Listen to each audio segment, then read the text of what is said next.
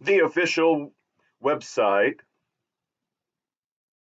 for Wells Fargo also adds that the drivers had to stop every 12 miles to change out the horses and every 45 miles to allow the drivers and passengers to eat. It was with the introduction of the Model T in 1908 that Ford began to really solidify his position in the marketplace and in the history of the automobile in America. The Model T featured the very first left side steering wheel, among other innovations that made it the first mass purchased automobile. The Model T helped to revolutionize the marketplace primarily because it was so easy to drive and to repair. The four-cylinder vehicle would cost the consumer a whopping $825, which would presently, as of 2016, translate to $20,392 or 14,128 pounds in today's or 2016's market.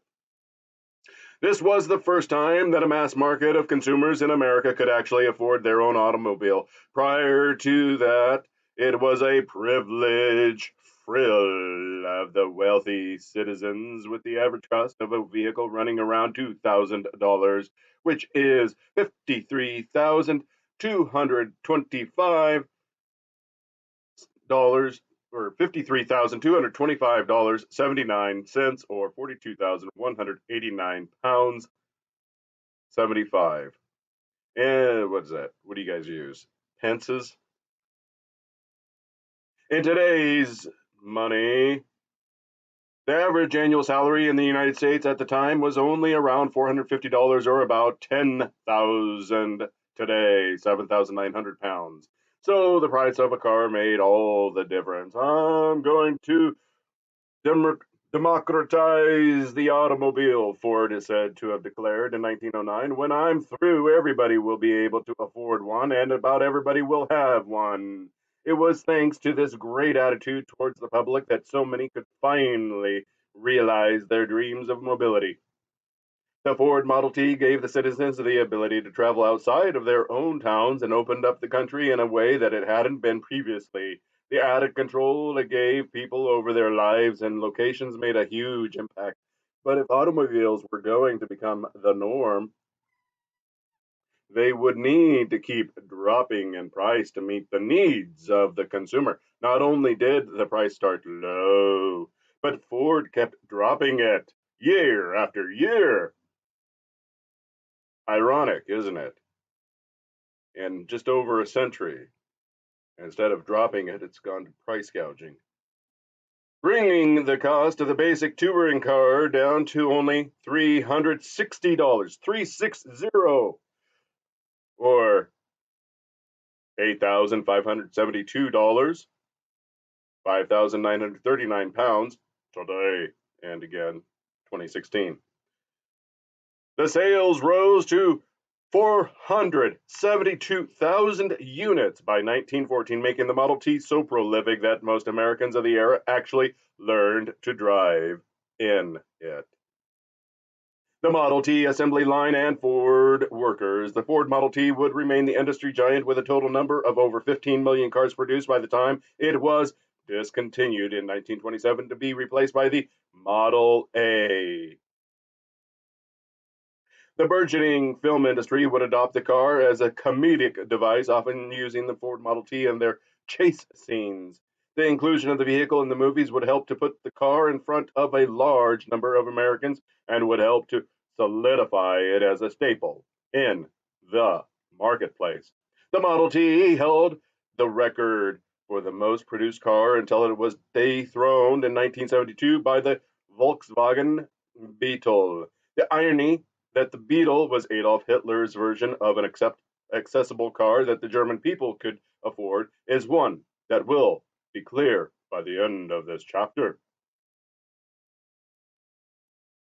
Among the innovations that Henry Ford was responsible for, the modern assembly line and the way that his workers were treated were the most notable. Henry Ford is often credited with the invention of the assembly line concept,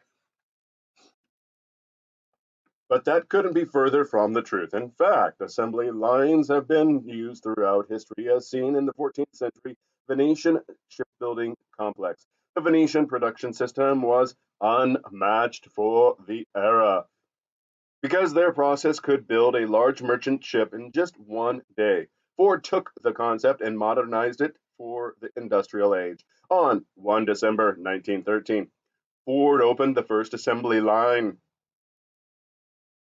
system to mass produce his automobiles.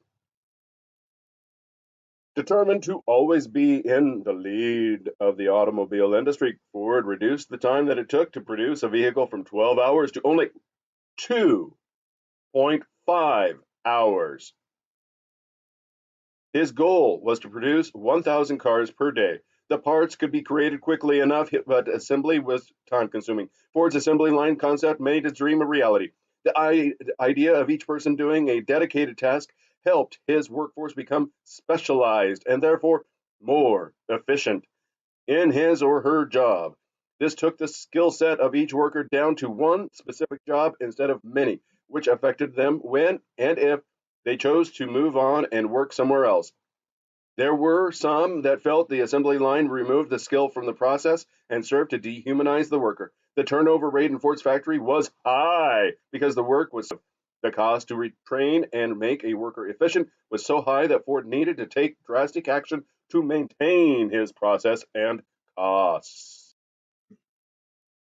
This method by which Henry Ford treated his workforce is also something to note. It was a vast improvement compared to the rough conditions that workers had experienced previously. Ford expected dedication and hard work, but he felt that to keep turnaround low, it was necessary to raise the wages paid in his factory. In the year 1913, Ford had to hire 52,000 workers, but managed to retain only 14,000. The efforts required to train new workers were expensive and time consuming, causing issues with the workflow in the factory. Henry Ford made history on 5 January 1914 when he doubled his workers' wages to $5 per day, approximately $119 or 82 pounds today, 2016. This doubling of wages was a move that was unheard of for the era and made Ford's factory the place that all of the top talent wanted to work. Ford also reduced the hours in the workday from 9 to 8. The announcement had a huge impact because the very next day, over 10,000 workers lined up outside of Ford's factory looking for work. The move made international news, spawning 35 articles in the New York Times alone. On the other side of this coin, Ford was actually viciously opposed to labor unions.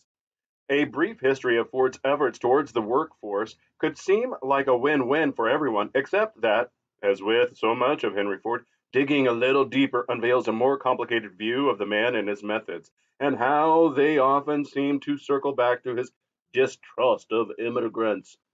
The $5 per day wasn't a wage that you would just walk off the street and get. It was actually an incentive wage and wasn't guaranteed unless you met Ford's rigorous requirements. Ford required his immigrant workforce to attend the company English school in order to become fully Americanized.